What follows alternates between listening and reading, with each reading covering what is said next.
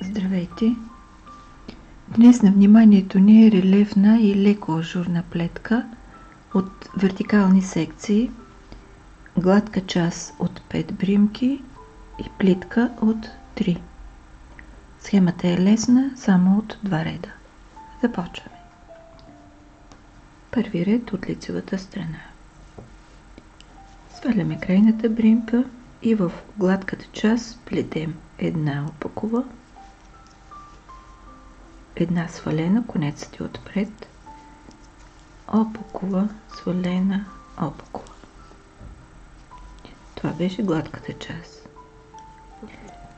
В плитката правим наметка, изплитаме 3 бримки заедно за задната стена и не ги сваляме от лявата кука, отделяме първите две и ги изплитаме и тях заедно за задната стена.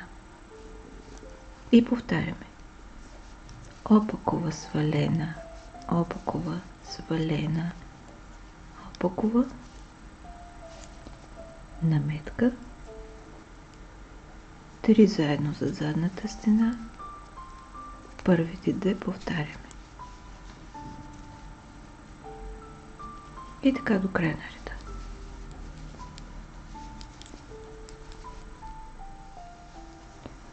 Втори ред от опаковата страна.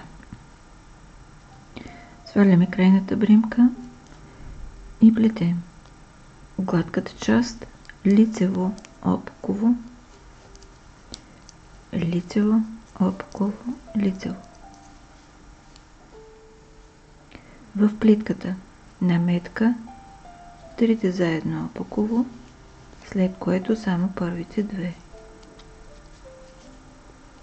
И отново лицево, опаково, лицево, опаково, лицево, след което наметка, 3 опакови заедно, след което първите две. И продължаваме така до края на реда.